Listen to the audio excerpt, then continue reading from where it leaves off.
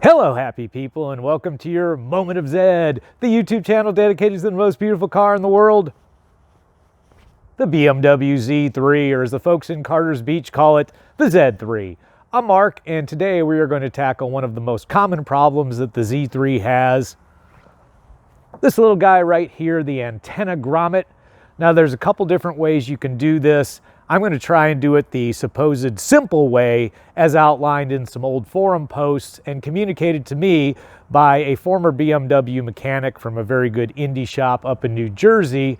So we're going to tackle that today. But before we do, if you like this kind of content and you'd like to support the channel, please feel free to buy me a coffee using the QR code here or the link in the description, much like Hal did, our friend from Canada, who bought me a coffee, actually a couple coffees last week. Thank you so much. Your help is appreciated. Also, before we get to the antenna grommet, we have two Zeds of the week. And first up, we have Brent from Rochester, New York, with his 2000 2.3-liter 5-speed Roadster with 120,000 miles. Now, Brent is the third brother in his family to own a Z3. One of his brothers is the chairman of the BMW Club's International Council and a former president of the BMW CCA, so Beamer's definitely running the family. Now, on Brent's Z3, he has replaced the seat bushings, most of the suspension, the water pump and belts, power steering reservoir, the door handle cover gaskets, badges and tires. He's added a clutch pedal stop, the seat tilt modification, repaired the power roof, the woofer surround, and the glove box. He's done a mechanical fan delete, refinished the headlights, and re-dyed the seats. Very nice. Next up, we have Keifer from Denver with his 1999 2.8-liter 5-speed Roadster with 47,000 miles, a recent purchase with a hardtop. In the last 3 months, he has added keyless entry, updated the stereo with a CarPlay unit, added a USB hub, deleted the mechanical fan, modified the clutch pedal wiring to eliminate the annoying rev hang, set up his winter tires with spacers on the back, put in new halo headlights, dark side markers, and de-chromed the grille. That's a lot of work in 3 months. Future projects include a complete coolant system refresh and finding a new summer tire setup, probably with style 32 wheels. Now, Keifer has his own channel on YouTube that documents some of this work. Link in the description. Thank you so much, gentlemen, for sharing your beautiful cars. If you'd like to see your car on Zed of the Week, please follow the easy instructions in the description below. Now, let's get to that grommet. Okay. So I'm going to be using one of these two antenna grommets. This is the BMW OEM part, which was $12 on ECS Tuning, link in the description. This is a Euro parts replacement, which was $7 on ECS Tuning, link in the description. Now, these are both cheaper than any of the ones you can find on Amazon that are Chinese-made parts. Of course, the difference is Amazon will give you free 1-day or 2-day shipping with Prime on their parts. ECS won't do that. But if you order enough from ECS, maybe you need some other things, they will ship for free. It took about 4 or 5 days to get to my door. So anyways, link in the description for both of these. I'm going to figure out which one I'm going to use now.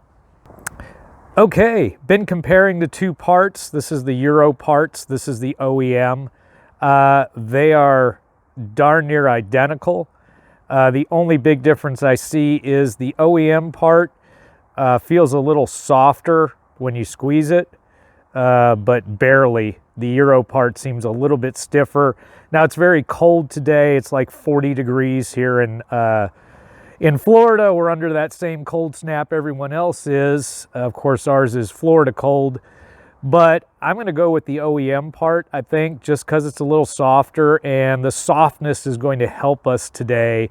You really should try and do this technique when it's a little warmer outside, but I'm going to show you how to get past that, and we're going to go with the OEM part in this case. But I think you could order the Euro part and save yourself $5, and you'd be perfectly okay. Now, before I get to this, the actual technique, I would tell you that my grommet is not in that bad a shape. It's starting to crack a little bit on the inside. It's not leaking as far as I can tell. It really doesn't need to be done yet. When it's warmer outside, it's a little sticky. It is starting to deteriorate, but what prompted me to do this was my viewer Michael asked about it, how to do it, and I said, you know what? Maybe it's about time I did this as a video. So mine is not in rough shape, and if yours is, it'll probably come out easier than mine, but first things first, we've got to get this thing out. All right, so step one is unscrew the antenna from the base. I actually saw somebody do a video with this where they didn't unscrew the antenna. Your antenna should just screw off counterclockwise. Mine's very easy because I did this the other day. Yours may be a little tougher, but that's step one, pretty simple. Okay, so I put blue painter's tape around the grommet just to protect my finish, and it's about 40 degrees in Florida right now. We're in that same cold snap that the rest of the country is in. This should probably be a project that's done in the middle of summer in the hot sun, because you want this rubber to be as soft as possible to make it easy to work with. So I'm going to fix that by using the old hair dryer technique just to warm it up before I remove it.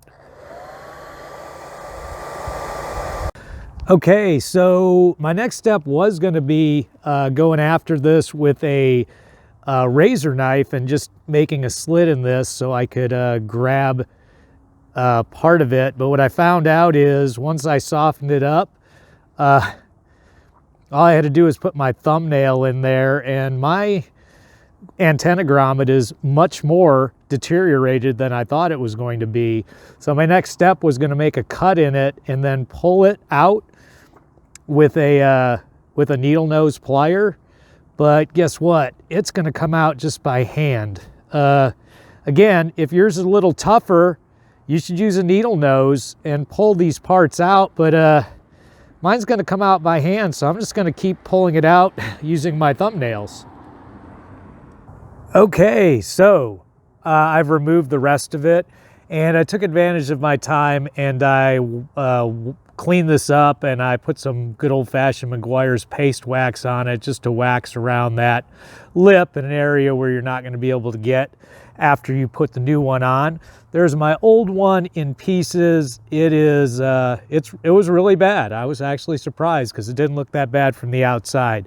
So let's take a look at what we're looking at here. Okay, so a couple things important about this. It's kind of hard to film, of course. I'm zoomed way in on the hole for the antenna.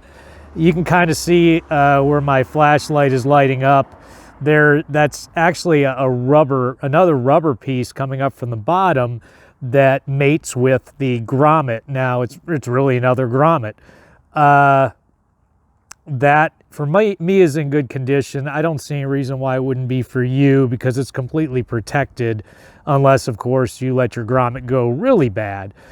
Kind of hard to see again, I apologize, but this area is kind of like a little ball on the top of the antenna base, and our grommet is going to seal to the bottom of that, so it should pop when it goes in. And I want to show you that feature of the grommet, and I want to show you the other way the grommet's going to fit into this too before we get to putting it in. All right, very hard to film, but there is a lip on the inside of the grommet that is going to snap on the bottom of that ball on the top of the antenna base. Also on the grommet, again, hard to film, but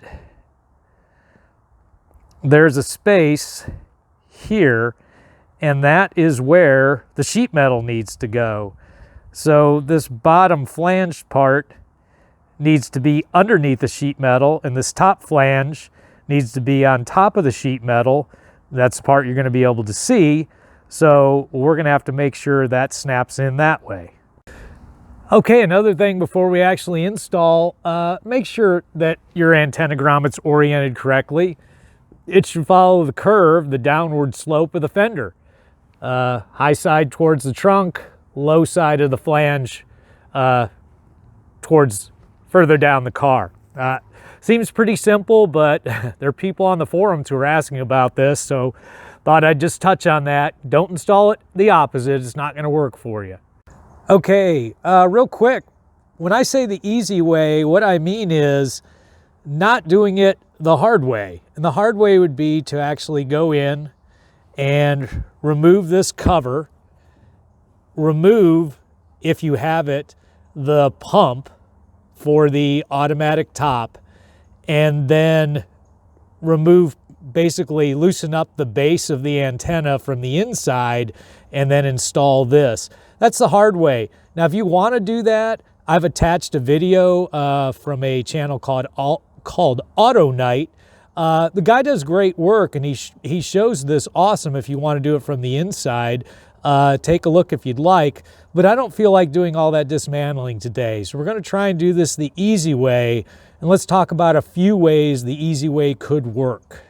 Okay, to do this the easy way, two things we have to do. We have to heat the grommet so it's softer, and we have to lubricate it. Now, one suggestion I've seen is put it in a microwave oven to heat it up, make it softer, and then use dishwashing liquid to lubricate it. I'm not going to do that. Don't want to heat parts in a microwave. Could melt.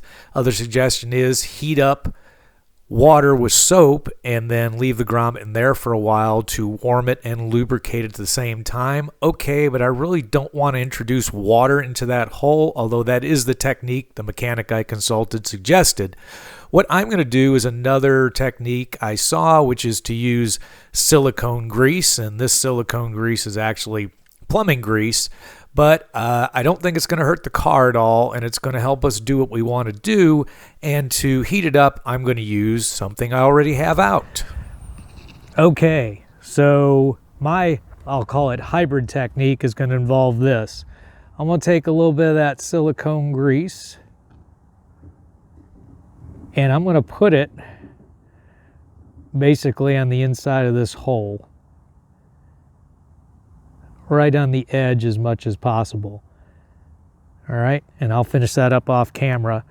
Then I'm also going to take silicone grease and I'm going to put it around the edge of the ball at the top of the antenna base. Again, I want to lube that so that grommet goes right down on it and seals. So I'm going to work on that off camera, and then we're going to put it on. Okay, now that that's lubricated, I've put a machine screw into the hole for the antenna, again with the same threading as the antenna itself. And that's going to, what that's going to do for me is, since there's a little bit of play here when you push down, and I've got to push the grommet down probably kind of hard to seat it, I'm just going to hold it up at the same time with this as I push down with my other hand. But first, we're going to heat up that grommet. And to heat up the grommet, we're just going to use the hairdryer again. Okay, we have our warm grommet set on the car, oriented correctly, and I'm just going to go ahead and hold this up while pushing this down firmly. And it does take some doing. Firmly on top of that